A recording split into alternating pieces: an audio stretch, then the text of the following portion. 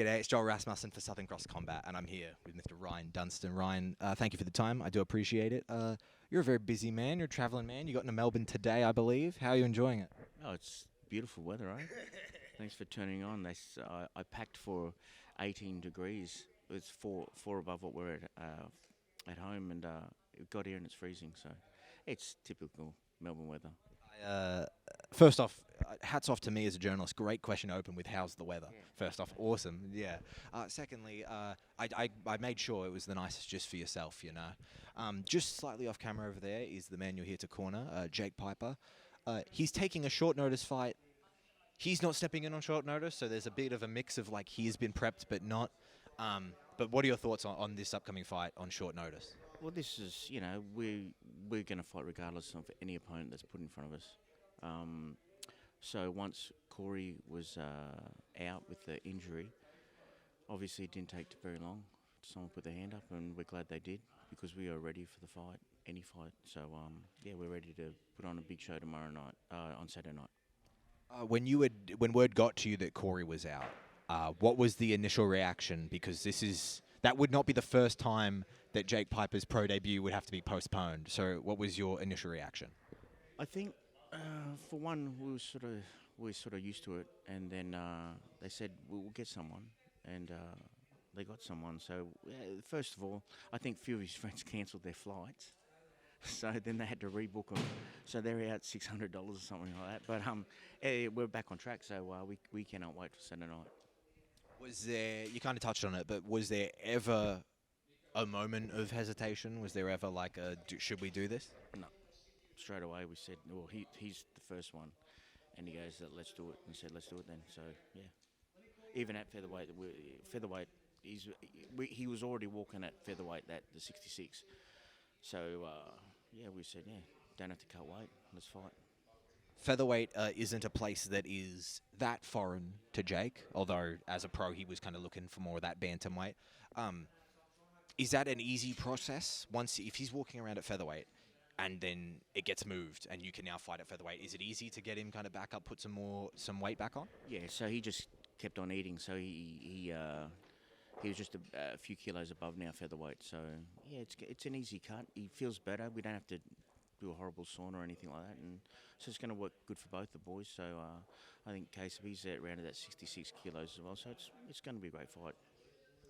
You kind of touched on it there. It's going to be a great fight. What do you make of Kasib Murdoch? Kasib, he's a great fighter. He won the Worlds when we were over there in Serbia, and I've known Kasib, I think since 2019 we come across him, and I think in his first debut MMA fight, and since then you knew that the kid is strong, he's very talented, and sooner or later I think obviously their paths were going to cross, so it's best they do it now. So yeah. But Kasib, and we went to freestyle after that, and so we cannot wait to see the improvements that he's made. So we'll see on Saturday night. When there is, a very sudden shift, and you have been prepping, both as a coach, you're prepping your fighter, but you're watching tape on a fighter, you're beginning to learn them. When there is that like quick switch, how much of an adjustment was it for you? Not too much of adjustment, because we've got a lot of fighters in the gym have sort of a similar style that Jake is always up against. It's, Dave Martinez is one like comes to mind. Him and Kasib is sort of the similar sort of style. Jake sees Dave multiple times during the week. They spar all the time, so we're sort of accustomed to that. So it's not, Corey was a little bit different because he was a striker, so we did a lot of striking, but it's not as if we don't have any wrestling in this camp, and we did a lot of it because Dave was doing a lot of, and he does spar with Dave. So and Dave would just come off his fight, and he's got another fight coming up. So yeah, so it's not like we had to do a big spin around to do any game planning on that. We just let him fight, and we'll see what happens. Talking about Dave, how is David Martinez? Dave's good now. Every weight cut now, he will be head to toe in his fight gear, so he will not be able to slip in a bathroom or get the ice cubes are going to be beside his bed from now on. So there's always little fine tunings with David because he has little quirks for his weight cut. So yeah, he's been now tied into his bed. I don't think Jane is going to allow him to get out of bed anymore, especially on the day of the weigh-in. So that'll be fixed, and Day will be fighting next week. They're ripping off Velcro over there, possibly the worst noise that could possibly be going on right now. So I think it's all right, but if you heard that, sorry. Talking about Dave in this upcoming fight, he's fighting Luke Daly. He's fighting a teammate of the man he was meant to fight. What do you make of that fight and Luke Daly? Oh, Luke, he's on a tear at the moment. He's an up-and-comer. We stepped in when Dom got injured. And fair play for Luke to take the fight. Obviously, it's a tough fight. Obviously, Dave's had like 3 times the amount of fights, but they're from a good gym, and I think they like us. They want to test themselves all the time. So we're going to see on next Saturday. So yeah, that's going to be a great fight. So great skills. Luke's got good grappling, good striking, good subs. So we'll see what happens. I'd be amiss if I didn't ask about the man, Sean Gauci. He is on Dana White's Contender series. You guys were over in Perth doing the behind-the-scenes stuff, the filming, all that stuff. How is it for you to have a fighter from your gym now be literally right there on the doorstep? It's everything that we've sort of been working towards. These little things don't come into play overnight. So I had talked to Sean at least a year ago. It would have been just before we knew that it was going to go to cut down to flyweight. I said to him that if he really wanted to make a go at this, because I believe he's top 5 already at flyweight in the world, that he would have to make the decision to make them lifestyle changes and drop from bantamweight to flyweight, which he didn't really want it because of his previous health concerns. But within that year, obviously, it came around. It's been a year, and all the things that we sort of set out to do have been achieved. And I do believe that come the 8th of October, you will see Sean in the UFC. When you think back on that conversation you have with Gauci and you say, this is what I want you to change if we're really going to make a run at this, do you think a year later he would be in this position? Well, you're always hoping. I believe that he would be because of the skills that he showed in the gym. And to me, I don't like anyone's talent to be wasted. And if I wasn't going to bring it up, because he was booked in, I think, with Cody Haddon for the bantamweight fight, was in September or so, and then it got pushed back to November. That was that one. And we already had been thinking that we were going to go to the flyweight. And his skills and his just overall, I know that UFC would be looking at him at flyweight. And he had to make that big decision because it was a big one, because he had just sort of moved up our way 6 months prior.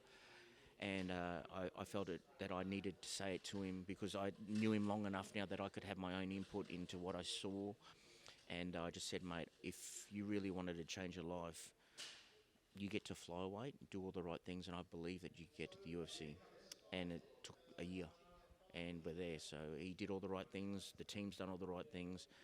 We've all sort of come together. Team's stronger than ever at the moment. So, yeah, it's good to see that putting in that hard work does pay off. Now, the rumoured opponent for Sean Gauci is fellow Australian Anthony Drillich.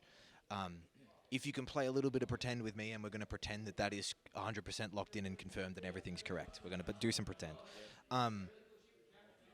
Those guys have felt like the 2 guys at flyweight in Australia for so long. For that to be happening, what is that like for you? Well, it's amazing that the UFC have put that fight together, because I know that in Australia, apart from Stewie, who got the call-up, Anthony and Sean are the 2 best, by far, the standouts, the 3 of them are. And to get a chance to prove that, obviously we would like the 3 of them to have been chosen for the UFC, but it seems that it's not going to be the case. But having those 2 fight on in the biggest promotion in the world, in front of millions of people, it's only going to showcase again how strong Australian MMA is at the moment. So the fight is a great fight. I think the fans win this one, and so does the winner of, they'll get a contract for sure. Now, if I'm not mistaken, that's a fight, as I said, 2 guys who have felt like they've been circling each other. But if I'm not mistaken, there wasn't a situation where they've ever been booked. It's just a fight that kind of never happened. but still, it's something that is in the back of the mind. How long over the course of Sean Gauci's career with you have you been mentally preparing yourself for an Anthony Drillich fight? I think probably been at least a year, because you're having a look and there's a possibility of being able to maybe fight him. And also, you always want to find, he's the number 2 guy. Sean's the number 3 guy. If it's not Stewie, then it is Anthony. If it's not Anthony, then it's Stewie. And if those choices weren't available, then we had to fight whoever else could be brought in. But those two were always there in our thoughts, and obviously there's a loose game plan always in case it does come up. But they both got specific game plans that we'd have to deal with, and we have been anyway, because Sean's last opponent, he was a southpaw as well. So it's not as if we're in foreign territory coming in against a southpaw like Anthony. So it's been about a year, I'd say, that's been on our mind. To now have it finally happen after kind of that preparation, like, what does that mean for you? It feels like we're ready for our preparation. We've been doing the preparation, so we finally, the boys just cannot wait. I'd say both teams, we're very excited because we get to showcase our fighters to the world, and potentially be in the running for that contract. So that's what we all train for. That's what we all get up in the mornings. We do everything together for. So it's going to be good. You mentioned Stuart Nickel, a man who has recently made his UFC debut. While it didn't go his way, he's a man who's been in your gym before. Firstly, when a guy like Stuart Nickel comes in, do you, because he's coming in from a different gym, do you coach him? So what happens when he comes into the gym? Stewie comes in, he does work with Sean. So we have a sparring session on. So the boys come. I've known Stewie for a long time. He's come into my gym before, like years ago. So he's always been welcome into the gym, and he just comes in to get some work done. Like Sean, Stewie is a smaller guy. It's very hard to get some work in. I believe that they've got a lot of big guys in the gym at Compton's, and so he's just needed to have that look of a smaller guy. And he came into the gym. Both of them sort of got in contact with each other and said, hey, we're an hour away. We may as well pull ourselves together and do some sparring together. It only makes both of you better. It would have been a shame if they did have to meet, but I'm both sure that they were willing to do it. But Stewie got the call up first. So, Sean was, so having him in, I don't coach him at all. We just watch. That they sort of fine-tune each other. So it's good to see when they get back in the gym and you see the high level go with each other. But Stuart's a good guy, and I wish him all the best for his next fight in the UFC. Before I ask you about Stuart Nickel's performance, talking about Compton's, what is the relationship like with Compton's? Because there's been photos of David training with Dom, John Martin Frazier's gone to Compton's. Like, what is kind of the relationship like with them between the gyms? Well, me and Steve and Elliot, we spoke at the UFC in Perth. We just had a little chat, and what happens is the MMA community is still not strong enough. We're not like an American top team's numbers where we got enough people to get working with each other, So like I said, the cross-training between gyms, that needs to happen, because if we don't have someone at middleweight, for John, then he's got to go look for someone else, and he's got to get pushed, because the high stakes that you are up against, you have to be pushed by, someone who else has got someone who's got that same drive. So, man, listen, they're an hour away from us. So Dave goes there, trains with Dom. Stewie came down, trained with Sean. John's gone up there. There's nothing other than getting your work in. So, like all the guys that train everywhere. It's their careers that they've got to look after and look for.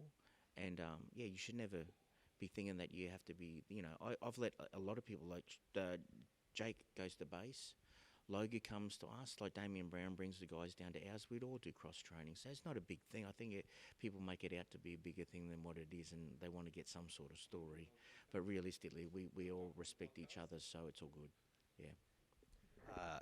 As I mentioned before, what were your thoughts on Stuart Nickel's performance? Obviously, it didn't go his way, but what did you think of it? Oh, Stewie, I just think that he just made a couple of errors. He probably needed to slow it down a little bit when he was on top and didn't go for the submission. but he knows all that, and the guys there at Compton's and his grappling coaches, Danny Higgins, and that they all know the game. It's just what happens when you get put under the big lights, under the big pressure. And I know Stu will fix that up. The team will fix it up, and he'll be back, and he'll be in the winning column next fight. And kind of finally for me, the final topic, but there's still a few questions. Jamie Edenden, newly announced she's fighting for Invicta. What is that like? I know that's a person that you've been trying to get to break through, and when I spoke to her last, it was odd. When I last spoke to her, I try to ask positive questions, and I was like, is the next time we see you fight, will it be in Australia? And she was like, hopefully not, which is like a negative answer. But still, to get her finally on that world stage and to have this opportunity, what does that mean for you?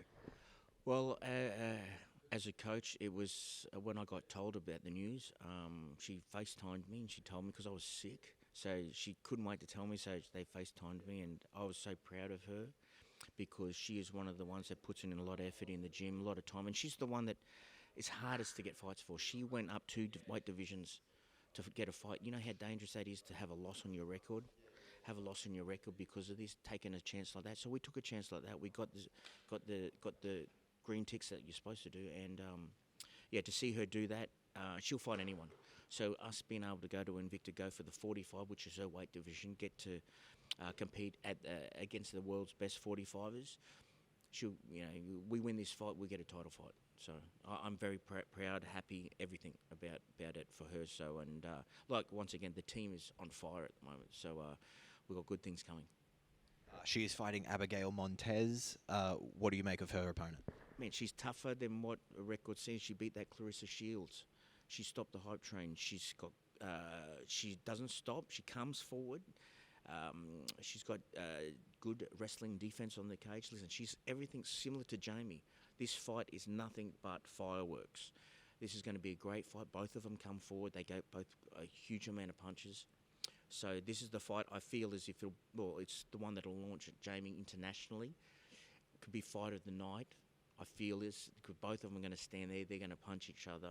They're going to go toe to toe. There will be blood. Her opponents are always bleeding after fighting her. So it's going to be a great one for her to showcase herself on the Invicta stage, the world stage, and I can't wait to get over there. You said it just before I asked you this question. The gym is on fire right now. You know, it's doing really well. I spoke to Steve Urseg about this, and he talks about the concept of like you fight for yourself, however, the validation is nice. So now to be putting in all this work, as you talk about how difficult it is for Jamie to find fights, you have those intense conversations with Sean where you tell him you need to make these life changes. To now be getting that recognition for you, the man, you know, the brains at the gym. How is that for you? For me, it feels as if I always know deep down inside. I've said it to Jake when he was 15 years old. Now where we are, you know, he won 3 titles, all of them. I've got a lot of them in the gym, and I just believe that when they come in, they just need that extra guidance, that extra push, and to see it come. It's not a surprise to me because I know how dedicated and how much sacrifice they actually put in. That all I have to do is make sure they keep them on the right track, make sure that I add their techniques to their training.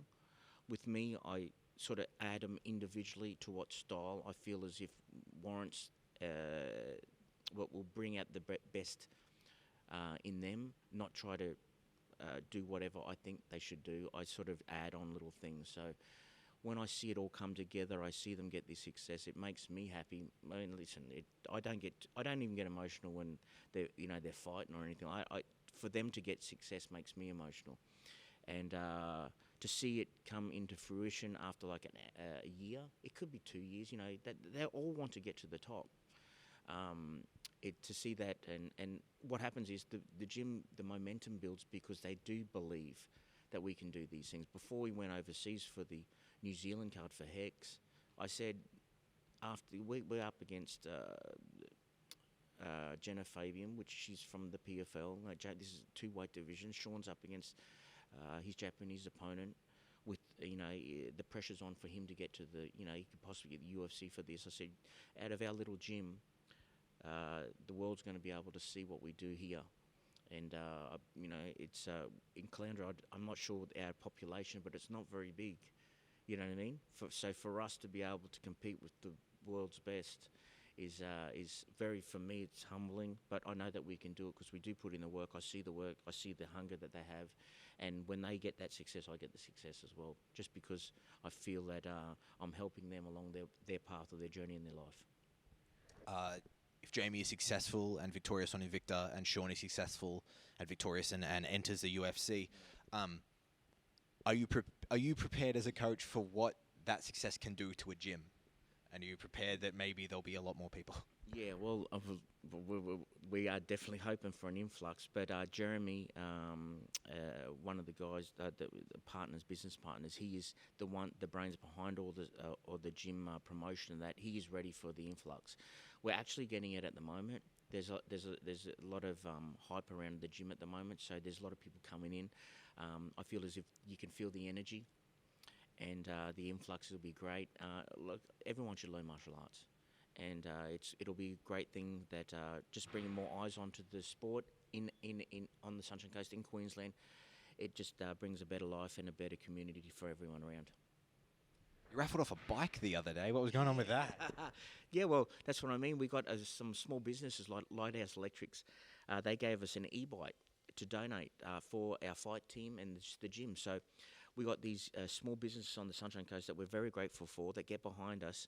So us promoting them, their little business, it helps fund our fight team, our gym, keeps updating all our stuff that we have in the gym. Our fight team is able to because it costs a lot of money to travel. And just one less thing, but having them, we raffled off an e-bike. We started off that they didn't want me to do any videos and then one of the guys who was one of the advertisers said, Ryan, keep doing them videos, we love them. So I don't know what's happening at the moment.